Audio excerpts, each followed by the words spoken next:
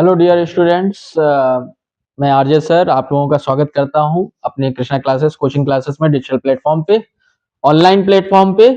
और आज हम जो है आपको पढ़ाएंगे अ टाइगर इन द जू क्लास 10th, हमारी जो अगली पोएम है। और इसके अंदर हम डिस्कस करेंगे इसका पूरा पूरा एक्सप्लेनेशन, डिफिकल्ट वर्ड्स और कौन से फिगर ऑफ स्पीच यूज हुए हैं।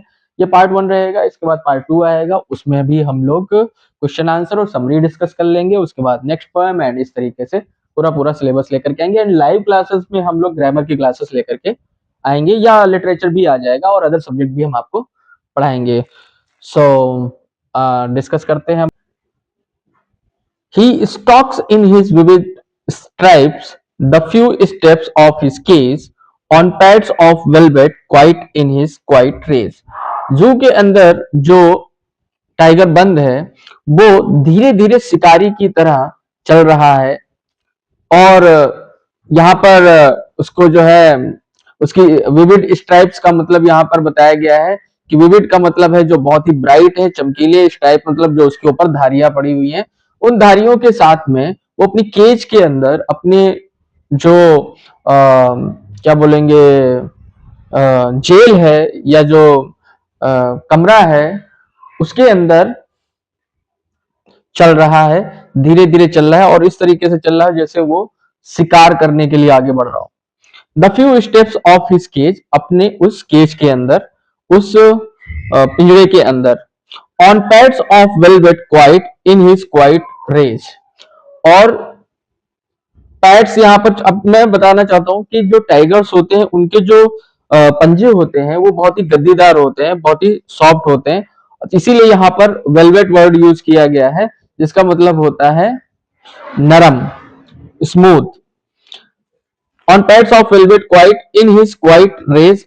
लेकिन इस पिंजरे में चूंकि वो बंद है, so he is not happy. Means tiger is not happy. It is not happy because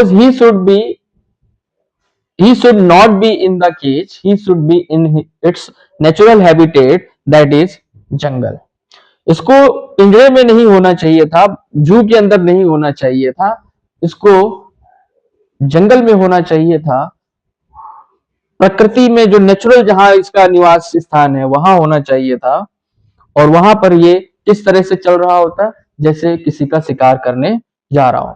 तो इसके अंदर जो हमारे डिफिकल्ट वर्ड्स है यहाँ पर मैंने दे दिया है, आप लोग अपना स्क्रीनशॉट ले लीजिएगा, आराम से देख लीजिएगा। और इसके अंदर जो फिगर्स ऑफ स्पीच यूज हुआ है, सबसे इमेजरी है, यहाँ पर इमेजिन किया जा रहा है। Picture the tigers movement.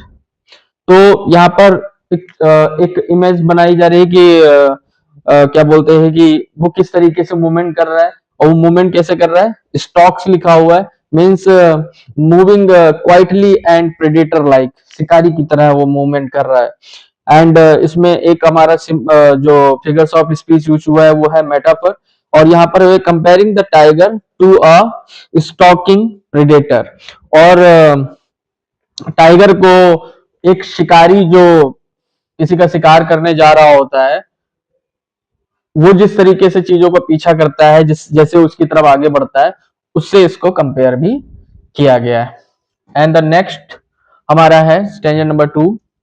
He should be lurking in shadow, sliding through long grass, near the water hole where plump deer pass. अब यहाँ पर ये कह रहा है कि यहाँ पर ये प्रेडिक्शन की जा रही है या इमेजिनेशन की जा रही है कि भाई ऐसा है कि उसको इस समय जंगल के अंदर ना होकर के ही should be lurking in shadow. वो अभी क्या होता कि वो जंगल के अंदर होता और छिपा हुआ होता, घात लगा करके बैठा होता किसी की शैडो में, किसी की छाया में।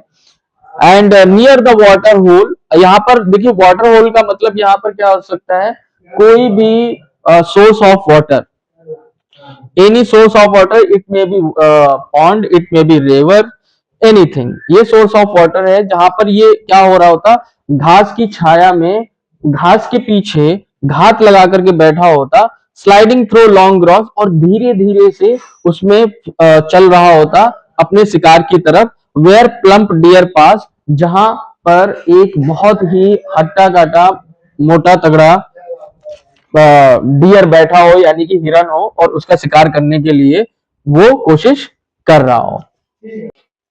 सो इसके बीच में जो हमारे डिफिकल्ट वर्ड्स यूज हुए हैं वो है लर्किंग। लर्किंग का मतलब होता है घात लगा करके बैठना, शिकारी की तरह, और शिकार का इंतजार करना।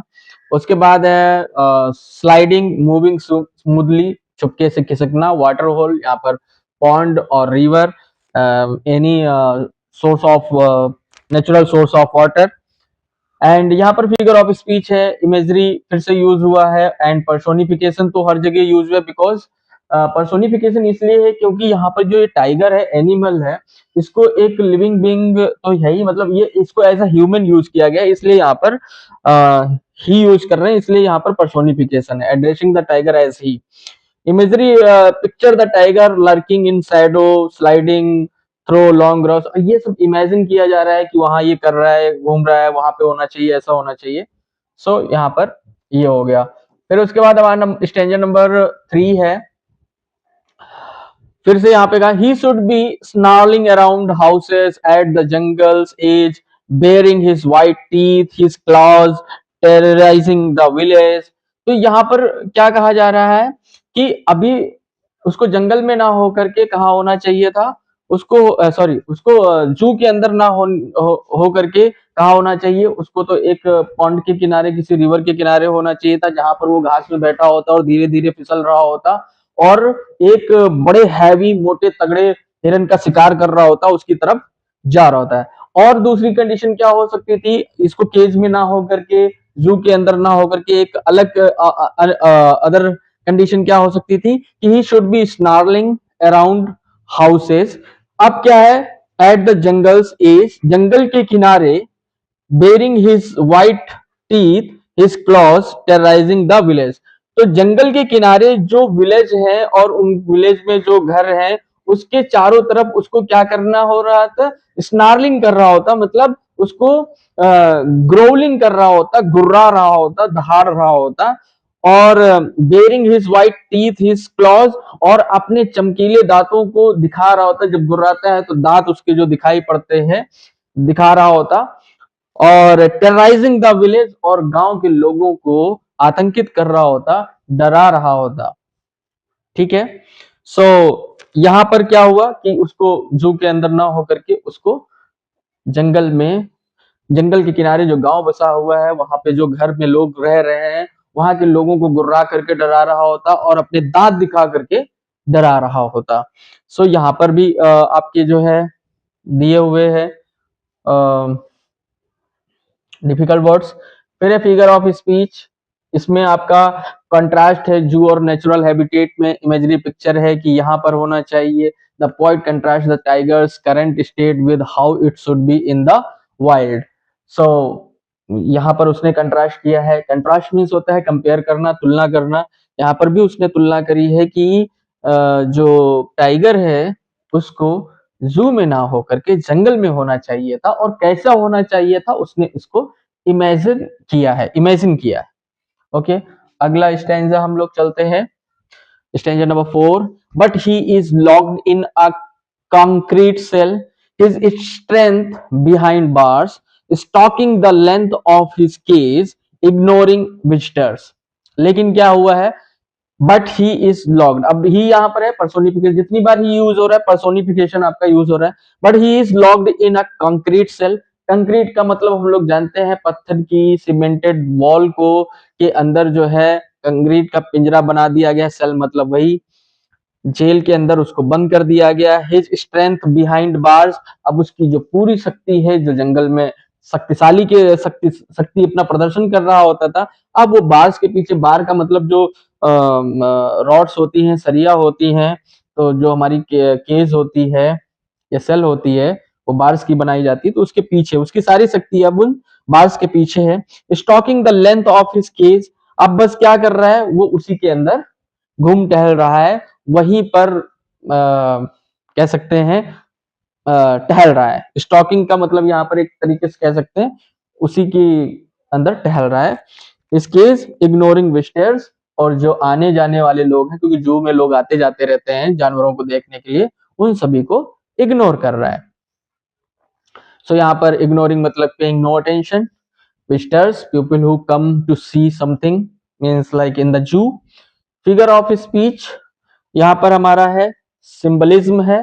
केज रिप्रेजेंट्स कन्फाइनमेंट, कन्फाइनमेंट का मतलब ये होता है चार दीवारी या कोई सीमा या फिर बॉर्डर, ऐसा बोल सकते हैं। बॉर्डर मूवी भी आई है। The tiger's power is wasted in the zoo, और यहाँ पर ये बताया जा रहा है कि चूंकि वो जू में लॉक कर दिया गया है उसके लिए उसकी सारी की सारी पावर वेस्ट हो रही है। उसके बाद है stranger number 5, he hears the last voice at the night the patrolling cars and stare with his brilliant eyes at the brilliant stars। अब क्या है कि he hears the last voice at night the patrolling cars, जो जू के किनारे से पास से जो गाड़ियां गुजर रही होंगी, वो उनकी आवाजों को सुनता है, उनको सुन रहा है। And stairs with his brilliant eyes, और ब्रिलियंट मतलब अपनी ब्राइट आंखों से वो स्टेयर्स मतलब जो है घूरता है, देखता है एट द ब्रिलियंट स्टार्स, चमकते हुए तारों को। तो पर्सोनिफिकेशन ही उसी के लिए टाइगर के लिए बार बार यूज हुआ है। टाइगर्स क्वाइट रेज, और चूंकि ये असंतुष्ट है, अनसेटिस्फाइड है, अनहैप्पी है, बिकॉज उसकी स्ट्रेंथ को जो है जेल के अंदर बंद कर दिया गया है। उसकी जो नेचुरल चीजें है, जो उसकी नेचुरल हैबिट्स है, उनको लॉक कर दिया गया है। वो अपनी लाइफ को फ्रीली नहीं जी पा रहा है। और तो और एक तरीके से देखा जाए कि जू के अंदर कोई भी जानवर खुश नहीं रहता है जैसा कि वो नेचुरल हैबिटेट में रहता है। इस brilliant eyes at the brilliant stars, और वो चमकते हुए तारों को देख रहा है, निहार रहा है, और वो खुश नहीं है बल्कि अंदर से दुखी है। ओके डियर स्टूडेंट्स, इसकी समरी और क्वेश्चन आंसर हम नेक्स्ट पार्ट में लेकर के आएंगे। तब तक के लिए God ji bless you, take care and have a great health.